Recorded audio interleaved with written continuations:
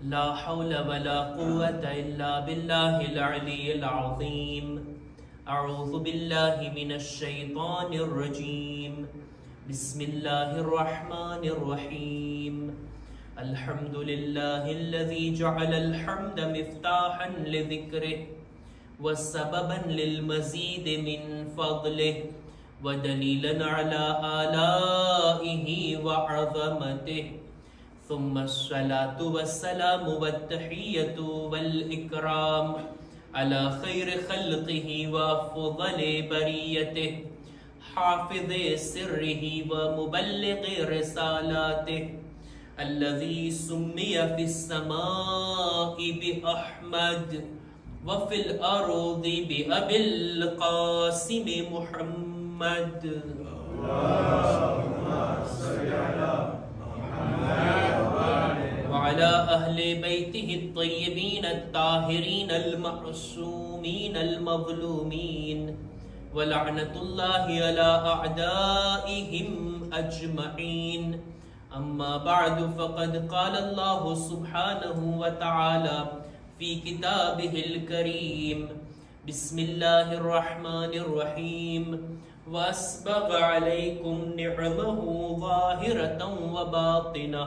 सलवात पर मोहम्मद वाले मोहम्मद.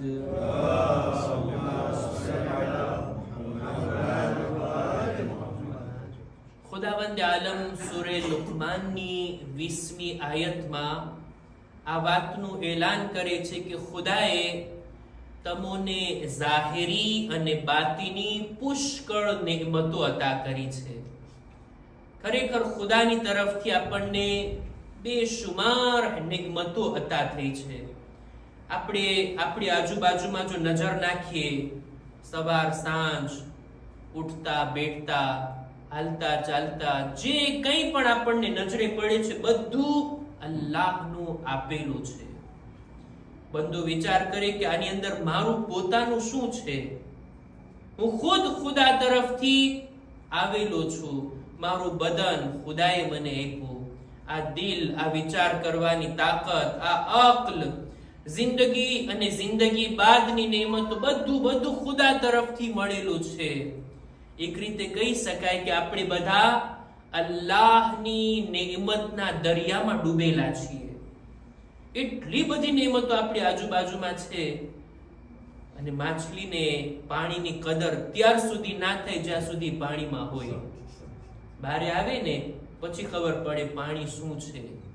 આ નેમત પણ જ્યારે આપણાથી ચાલી જાય, આપણા હાથથી ચાલી જાય, આપણાથી છીનવાઈ જાય, ત્યારે પછીની કદર થાય કે શું નેમત હતી આપણી પાસે.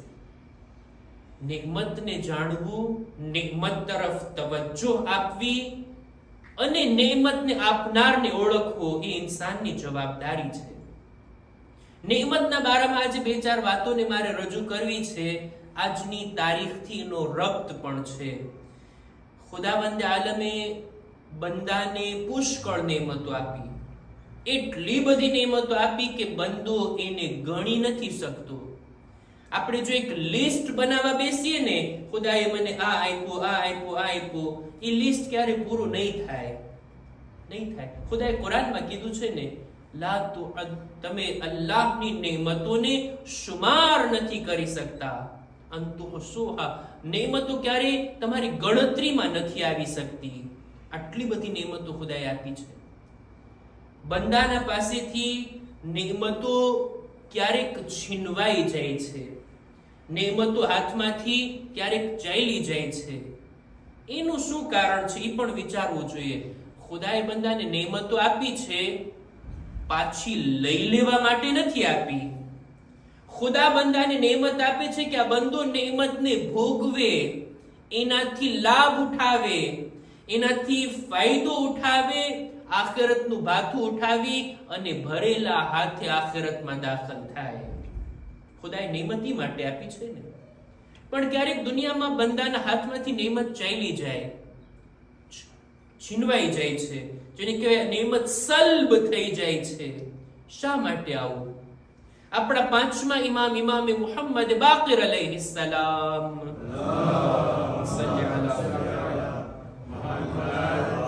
કે કિતાબલ કાફીની અંદર આ હદીસ છે, મૌલા ફરમાવે છે કે ઇન્નલ્લાહ કઝાઅન હતમા, ખુદાએ પાક્કો ફેસલો આ રીતનો કર્યો છે કે પોતાના બંદાઓને જે નેમતો આપી છે ને પાછી નહીં છીનવે.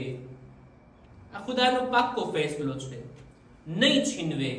હત્તા યુહદિસલ અબ્દુ ઝંબન યસ્તહિક્કુ બિઝાલિકા નિકમા, ત્યાં સુધી કે બંદો એવું કામ ના કરી બેસે કે જેથી આ બંદો આ નેમતનો હકદાર ના રહે. અને ખુદા એ નેમતને પાછી લઈ લે છે. જે દેતા જાણે છે ને એ લેતા પણ જાણે છે. જે આપે છે ને એ ક્યારેક સલ્બ પણ કરી લે છે. આ હદીસથી આપણા ઉલમા ફરમાવે છે કે નેમતોના બારામાં નેમતોનું બાકી રહેવું, નેમતોમાં વધારો થાવો અને ઇન્સાનના કામો, આ બંનેની વચ્ચે સીધો સંબંધ છે.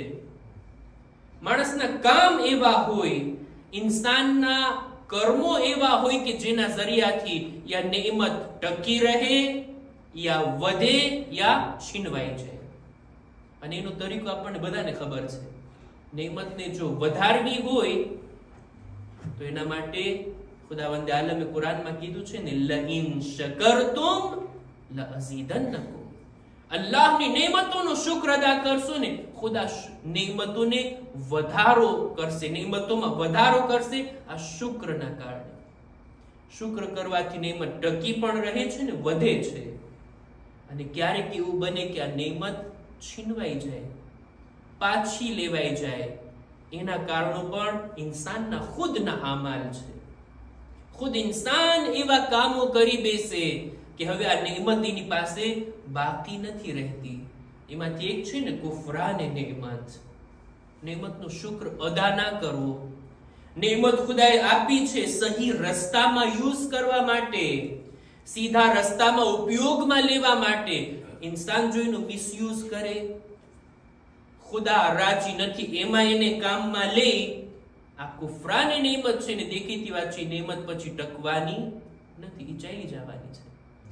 હું હદીસ પઢું ને, અમીરુલ મુમિનીન હઝરત અલી ઇબ્ન અબી તાલિબ અલૈહિસ સલામ,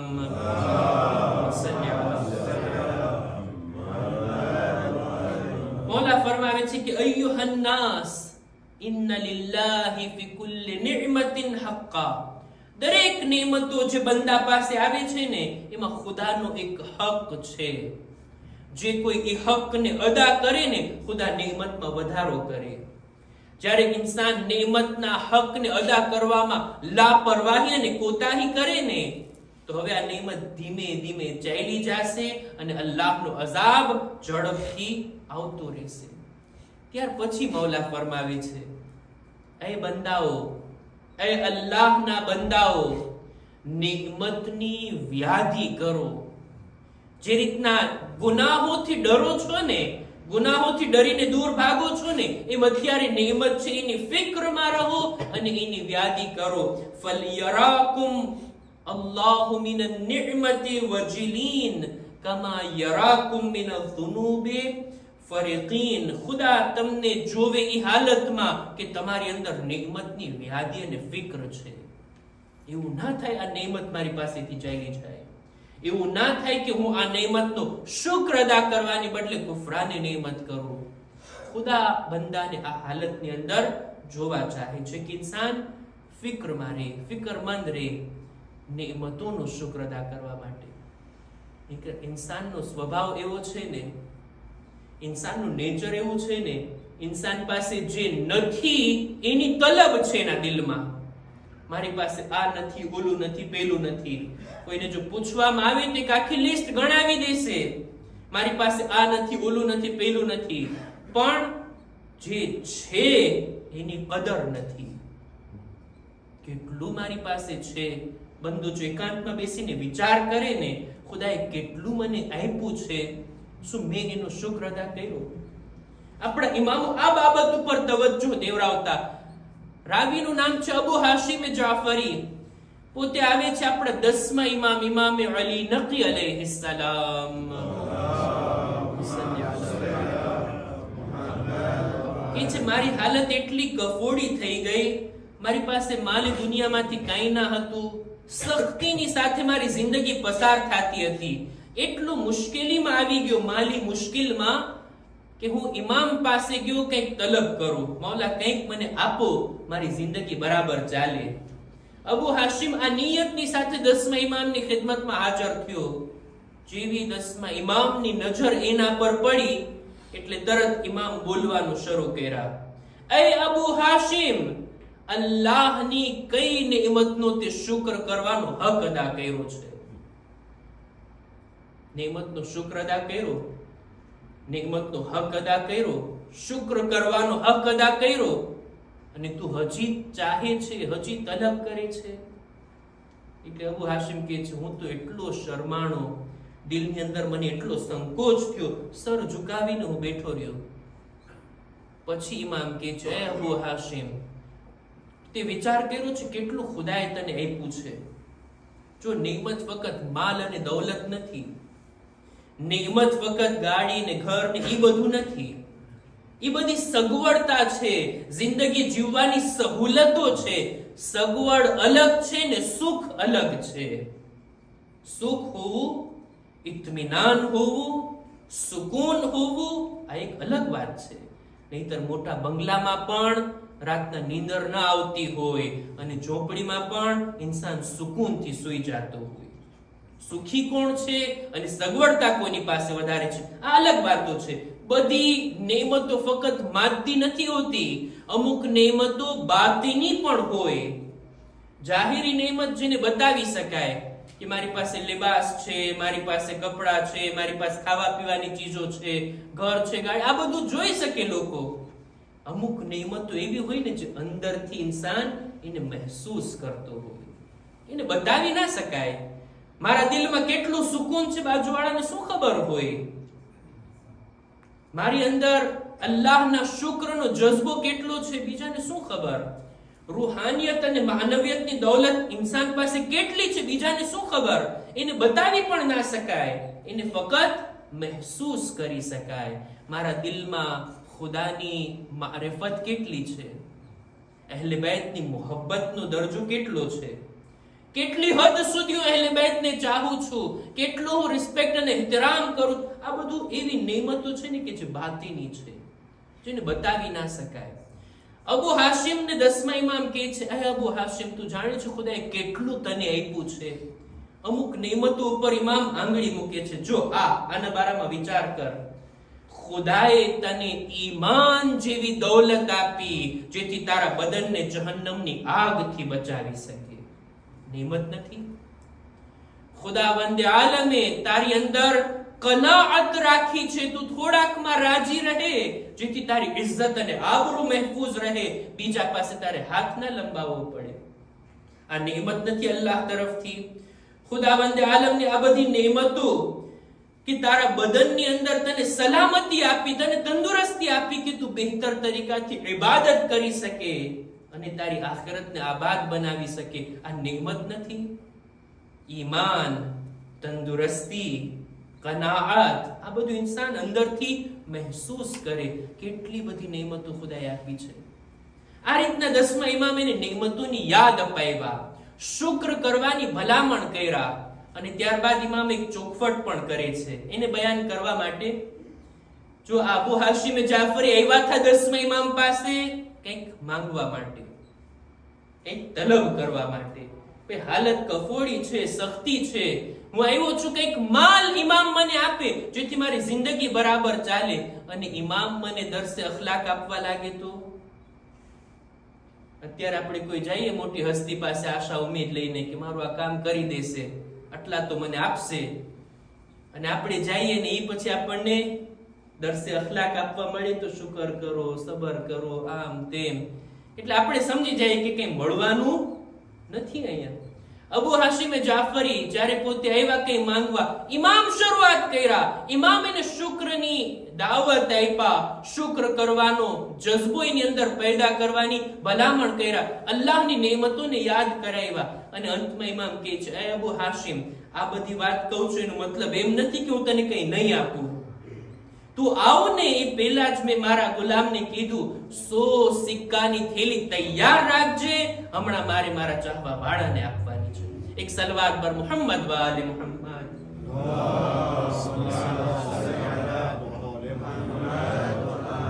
અલ્લાહની નેમતોનો શુક્ર, ખુદાવંદ આલમની નેમતોનો જ્યારે શુક્ર કરશું ને, આ નેમતો ટકી રહેશે, એમાં વધારો થશે.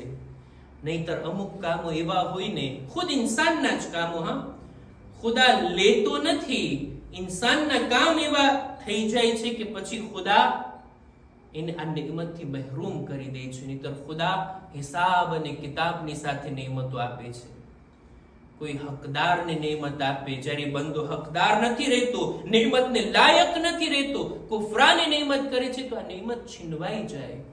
એક હદીસમાં મળે છે, રબ્બ કલિમતિન સલબત નિዕમા, ક્યારેક એક શબ્દ, એક વાત ઇન્સાનની જબાનથી નીકળે ને, કેટલી નેમતોથી મહેરૂમ થઈ જાય છે. આ શબ્દો ક્યારેક ઇન્સાનના કામો, ક્યારેક ઇન્સાનના આમાલ, એવા વિચારો, બુરા ખ્યાલાત, બુરી નિયત ઇન્સાનને નેમતોથી મહેરૂમ કરી નાખે છે. આજે જે મજલિસની અંદર આપણે જે બીબીનો જિક્ર કરવા માટે ભેગા થયા છીએ, 7મા ઇમામની દુખ્તર, એમ તો ઘણા બધા ઇમામઝાદાઓ છે, ઇમામની ઔલાદો છે, ઇમામના દીકરા અને દીકરીઓ છે. આપણે બધાનો જિક્ર નથી કરતા, બધાની યાદ નથી મનાવતા. એનું પણ કારણ છે કે ઇમામો પોતે માસૂમ છે, એમની ઔલાદ એ 14 માસૂમની અંદર ના ગણાય. પણ અમુક હસ્તીઓ એવી બા અઝમત છે, એમના ઇલ્મના લિહાઝથી, એમના અમલના લિહાઝથી, એમની ફઝીલતોના લિહાઝથી, કે એ હસ્તીઓ પોતાને એટલી બુલંદ કર્યા કે માસૂમ પણ એમની યાદ અને એમની ઝિયારત કરવાની ભલામણ કરતા હોય. એમાંથી એક છે બીબી માસૂમે કુમ અલૈહા સલામ.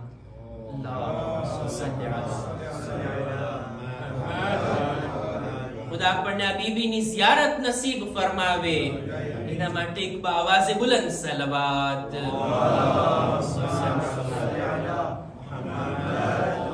જનાબે માસૂમે કુમ આ એવી હસ્તી છે કે એમનો જિક્ર ખુદ માસૂમ જબાન કરી રહ્યા છે. માસૂમ જબાનથી એમના વખાણ આપણને સાંભળવા મળે. માસૂમે એમની ઝિયારતની ભલામણ કરેલી. આટલું જ નહીં, બલકે એમની ઝિયારત કેવી રીતના કરવી ને, એ પણ માસૂમ તરફથી મળ્યું છે. આપણે જ્યારે પણ ઇમામઝાદાઓની ઝિયારત માટે જાતા હોય, જે શબ્દો વડે, જે દુઆ વડે આપણે એમને સલામ કરતા હોય, આપણે શ્યોર નથી હોતા કે આ ઇમામ તરફથી આવ્યું છે કે પછી કોઈ આલિમે દીનના જુમલા છે કે આ રીતના અદબની સાથે ઇમામઝાદાને સલામ કરવામાં આવે. એટલે આપણે એની અંદર ઊંડા પણ નથી ઉતરતા.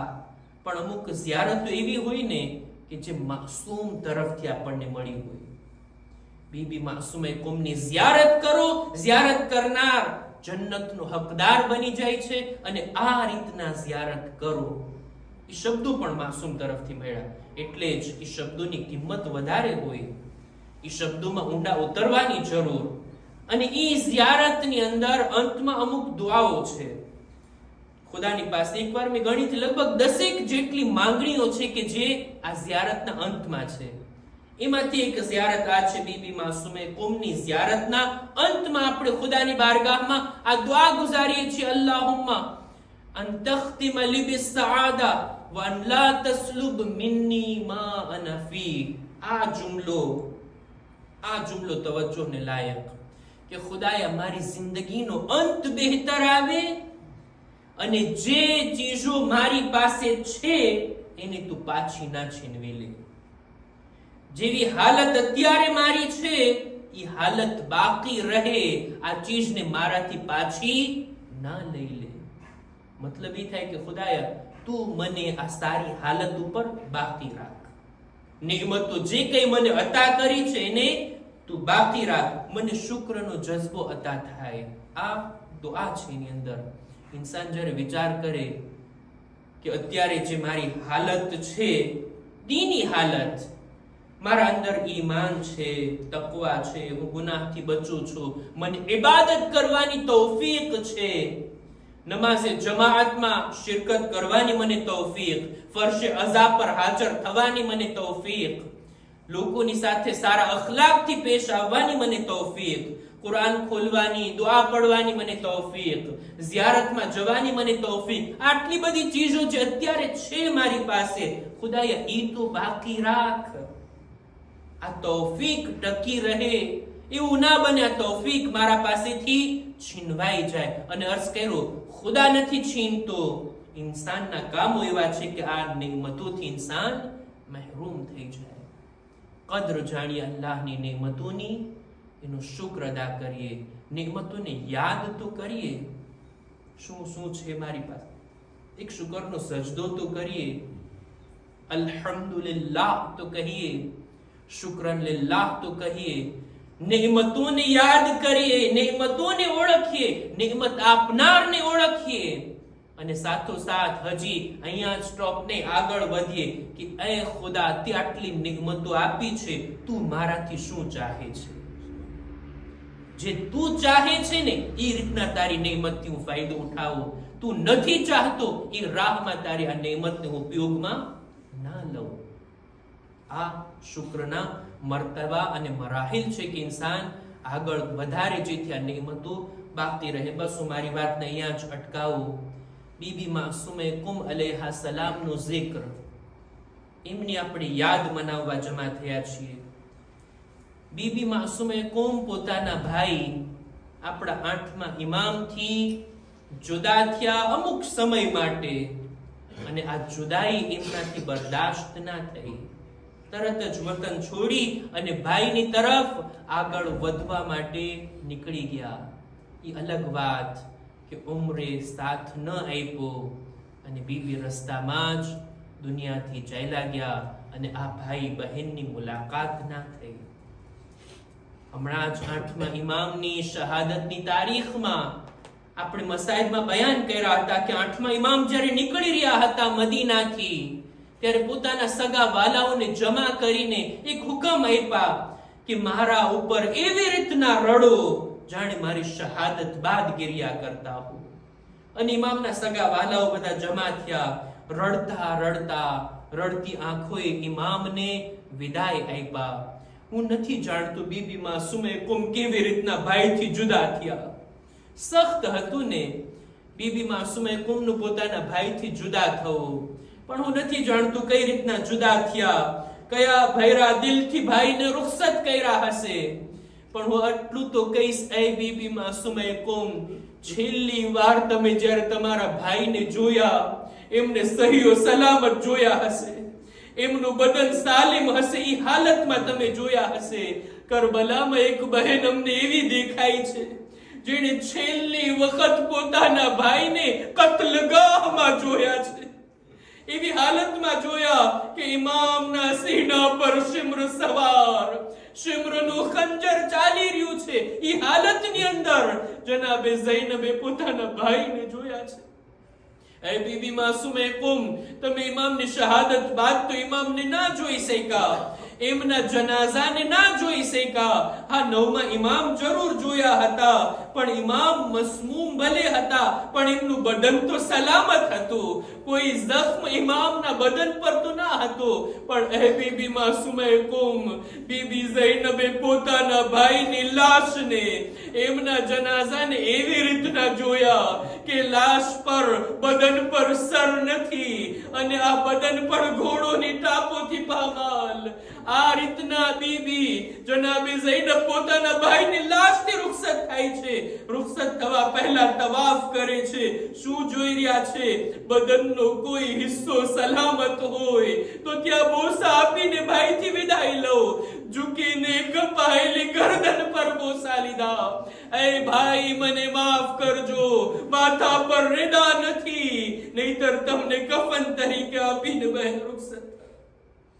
લعنતુલ્લાહ અલલ કૌમિલ ઝાલિમીન وسيعلم الذين ظلموا أي منقلب ينقلبون إنا لله وإنا إليه راجعون. ماتم حسين يا حسين.